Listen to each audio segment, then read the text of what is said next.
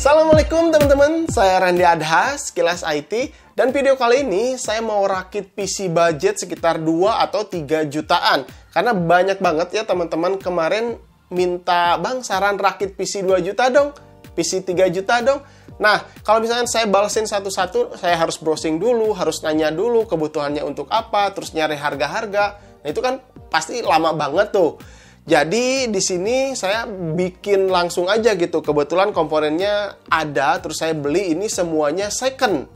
Nah, jadi kalau misalkan rakit PC di sini yang saya akan gunakan tidak hanya untuk mengejar performa aja, tapi saya akan memperhitungkan listrik yang akan digunakan nanti.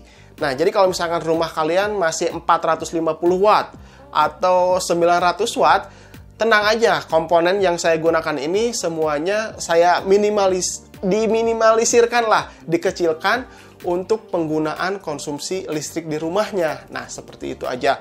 Oke, kita langsung saja kenalan apa aja komponen yang saya gunakan. Oke, let's go. Oke, teman-teman, saya lanjut lagi nih. Di sini saya akan menggunakan prosesornya dari Intel. Intel generasi ketiga. Kenapa saya gunakan generasi ketiga? Karena menurut saya paling worth it di budget minimalis sekali, budget 2 juta atau 3 juta menggunakan Intel generasi ketiga. Nah, kalau misalkan beli second, kadang-kadang kita nggak bisa milih terlalu banyak. Adanya Core i5 3330 atau 3470 atau 3460, yang ada aja lah yang second kebetulan ada, yang apa-apa, yang penting Intel Core i5 generasi ketiga. Kalau misalkan kalian pilih Intel generasi keempat atau Haswell, apalagi Core i5-nya atau Core i7-nya, harganya tuh masih tinggi.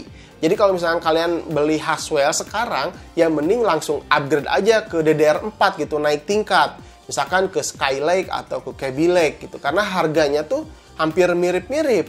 Nah, kalau misalkan untuk harga minim sekali, saya sarankan si i5 generasi ke 3 Intelnya. Nah, di sini saya kebetulan pakai i5 3330 yang masih menggunakan arsitektur 22 nanometer dan TDP-nya 77 watt.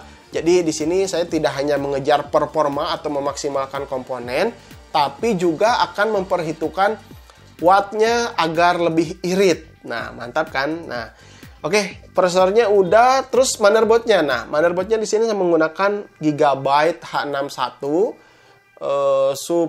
soket 1155, karena kebetulan dapat secondnya ini, ya udah nggak apa-apa. Kalau kalian cari-cari ke luar atau ke online atau ke toko komputer dapatnya merek yang lain juga nggak apa-apa. Soalnya listriknya bakalan hampir-hampir mirip gitu. Lalu, harganya 485.000. Kalau sekarang biasanya ini yang jual motherboard tuh 400.000 gitu kan, 380 atau 400 lebih sedikit. Sekarang harganya lagi mahal, 485.000. Dan untuk prosesor ya harganya juga 460.000. Karena biasanya kalau misalkan harga-harga yang sebelumnya biasanya ini tuh dijual 410 gitu, 420.000. Tapi sekarang jadi 460, nggak apa-apa. Memang kondisinya seperti ini, lagi seperti ini gitu. Oke, RAM. Kita lanjut RAM. RAM-nya di sini saya pakai 2 kali 4 GB, jadi total 8 GB, 1600 MHz. Ya, kalau misalnya kalian punya satu keping 8 GB juga nggak apa-apa, bisa ditancapkan. Performanya bakalan mirip lah, hampir sama gitu. Oke, itu udah. Terus storage-nya. Nah, storage-nya daripada beli hard disk, mending beli SSD second. Kalian boleh pakai ADATA seperti saya pakai ADATA 256 GB boleh, atau 120 GB juga boleh. Untuk Windows-nya aja, untuk sistemnya aja.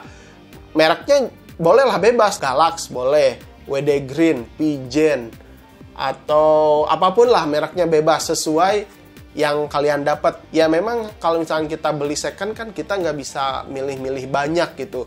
Sedapatnya aja, yang penting komponennya masih bagus, harganya murah, langsung beli aja. Nah, seperti itu. Terus PGA card-nya. Nah, ini yang paling penting. Ini PGA card-nya. Di sini saya menggunakan MSI GTX 750 Ti, tapi yang non power pin. Ingat ya, yang non power pin. Jadi tidak ada tambahan pin kali 6 biasanya, nggak ada. Kenapa? Karena saya tadi saya mengejar performa dan mengejar irit listriknya. Nah, seperti itu. Si PGA GTX 750 Ti ini hanya maksimum 60 watt saja. Jadi disuplai menggunakan PCIe dari motherboard saja, ini udah lebih dari cukup. Makanya saya ngejar performa dan mengejar keiritan listrik. Kalau misalkan yang pakai power pin itu di atas 75 watt, berkiraan antara 120 atau 130 watt ketika full load ya, ketika full load. Tapi untuk pastinya, untuk jelasnya, nanti saya akan tes di wattmeter ketika full load, ketika main game, berapa watt yang dihasilkan. Oke, terus power supply. Nah, power supply di sini saya ada Seasonic 520 watt sama Voltron Gold 475 watt. Ini tuh semuanya udah bisa mengatasi komponen yang saya miliki di sini. Jadi mungkin 400 watt power supply-nya udah bisa ngangkat semua komponen di sini. Tapi harus bersertifikasi 80 plus ya, supaya aman dan si komponen atau kapasitor power supply juga masih bagus gitu. Jadi tidak mengorbankan komponen-komponen yang lain kalau misalkan di rumah ngejebret gitu, mati listrik atau apalah gitu. Si power supply-nya bagus, itu bisa menahan atau bisa memperpanjang umur komponen yang lain. Terus, oh ya, kemarin juga ada yang nanya, Bang, cara kalau misalkan kita beli second, apa sih yang kita harus perhatikan gitu, cara memilih komponennya seperti apa? Nah, kalau saya pribadi ya, kalau motherboard saya ketika beli second, lihat dulu kebersihannya. Itu yang pertama, lihat dulu kebersihannya. Terus yang kedua, lihat dulu kapasitor atau komponen-komponennya tuh apakah ada yang pecah, atau ada yang pernah diganti, atau ada yang pernah disolder. Ya, bakalan kelihatan sih kalau misalkan solder manual tuh nggak rapi gitu kan. Nah, kalau misalkan semuanya bersih tanpa ada yang pecah, terus nggak ada solder-solder seperti itu, ya kemungkinan si motherboardnya masih bagus gitu. Kalau misalkan ada soldernya, terus ada yang pecah, ada yang pernah diganti, ya saya sarankan jangan beli dulu lah si motherboard seperti itu. Terus setelah semuanya yakin, oh ini bagus, boleh tinggal cek ke si penjualnya, minta dicekin, minta di running 1,5 jam lah. Kalau di toko 20 menit itu udah lebih dari cukup gitu, karena si toko pasti ngasih garansi 2 mingguan lah, paling lama 2 minggu dikasih garansinya. Oke, terus sama juga PGA card. Kalau misalkan kita beli PGA card yang second, kalian lihat dulu dari fan-nya, apakah fan-nya udah goyang gitu kan. Terus kondisinya kotor banget, mending cari yang lain. Tapi kalau misalkan fan-nya kotor tapi putarannya masih bagus, nggak goyang, berarti si PGA card ini belum terlalu capek. Terus si PCB-nya juga lihat apakah kotor, apakah ada komponen yang pernah diganti, atau ada solder-solder yang nggak rapi. Kalau misalkan ada, ya jangan dulu dibeli lah. Kemungkinan itu habis servis. Tapi kalau misalkan masih bagus, apalagi masih ada segelnya, itu boleh dicoba. Nah, seperti itu. Itu aja sih tips-tips kalau misalkan kalian mau beli second. Oke, kita langsung saja rakit dan kita akan tes bagaimana performa main game dan berapa watt yang dihasilkan ketika full load si komputer ini. Apakah irit daya atau malahan boros? Nah, kita akan tes sekarang. Oke, let's go! Setelah instalasi selesai, saya tes beberapa benchmark dan game. Saya tunjukkan juga watt yang dikeluarkan oleh PC ini ya, supaya kalian punya perkiraan kalau mau dipasang di rumah apakah ngejebret atau enggak gitu. Nah, karena game ini lumayan besar size-nya, jadi saya pakai tambahan hard disk eksternal Adata HD 770G untuk penyimpanan gamenya. Karena Adata ini punya size sebesar 1 TB. Oke, total rakitan atau racikan PC ini dengan harga yang lagi naik di bulan April 2020 ini, tapi masih worth it kok. Naiknya nggak terlalu mahal untuk harga second. Untuk PC-nya saya tampilkan di sini habis sekitar 2.960.000-an. Ya, kalau harga online shop atau harga toko mungkin sekitar segini. Nah, kalau ditambah lagi monitor, jadi full set nih ya, monitor 19 in yang second, totalnya 3.450.000-an. Anggaplah 100.000 untuk keyboard mouse, jadi totalnya 3,5 juta. Wih, mantap kan? Oke, pengujian pertama langsung GTA 5 dulu ya. Resolusi 1080p, settingan normal, FXAA dan MSAA-nya off, FPS-nya tinggi banget. Wah, lancar jaya deh.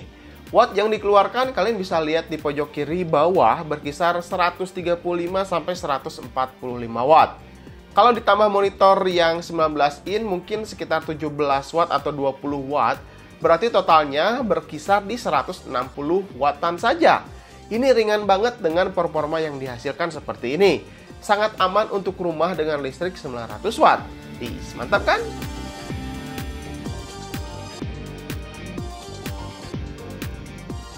Lanjut kita ke game PUBG Lite.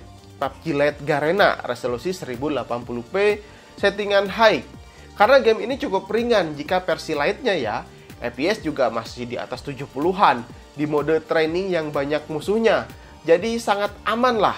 Temperatur juga kalian bisa lihat ya, masih di bawah 60 derajat Celcius untuk prosesor dan 70 derajat Celcius untuk PGA card-nya. Oke, karena saya tes di ruangan tanpa AC ini, mungkin ya PGA-nya agak panas karena kerjanya cukup berat dan ruangan di sini juga agak gerah juga di kamar. Lanjut ke game berat ya, Battlefield 5 nih, resolusi masih sanggup 1080p, namun settingannya low. Semuanya oke-oke aja, tapi FPS saat perang, saat misi seperti ini, FPS-nya bisa drop. Tapi kalau misalkan misi-misi yang lain, FPS-nya cukup tinggi gitu, bisa nyampe 40-60-an. Jadi kalau mau main aman di misi ini, turunin aja resolusinya ke 900p atau 720p. Tapi di sini temperatur prosesor dan PGA sangat dingin ya, berada di 60 derajat Celcius saja. Mantap. Oh iya, kalau misalkan yang nanya, Bang bisa main PUBG Steam nggak? Saya jawab pasti bisa. Karena PUBG Steam ini hampir mirip lah dengan Battlefield 5 untuk berat gamenya. Tapi resolusinya 900p atau 720p gitu. Oke, lalu saya tes yang lagi rame sekarang nih, game World War Z. Ya, resolusinya masih kuat di 1080p meskipun harus setting low medium. Ya, pokoknya di custom. Permainan seru yang nembakin zombie ini ya terasa lancar aja dimainkan. Terus yang dikejar-kejar zombinya, wah pokoknya mantap deh game ini. Game dari Epic ini masih dilibas pokoknya sama PC 3 jutaan ini. Wow.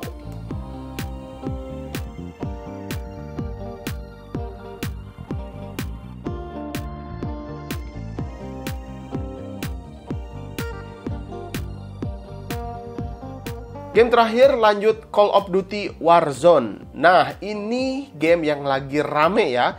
Ini masih sanggup di resolusi 720p saja. Settingannya low karena game ini game tahun 2020, lumayan cukup berat gitu untuk prosesor kelahiran tahun 2012.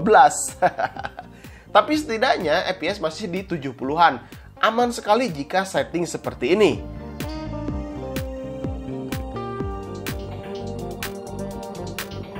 Nah, kalau untuk Point Blank, Dota 2, CSGO, Fortnite, Apex Legends udah pastilah kuat, saya jamin.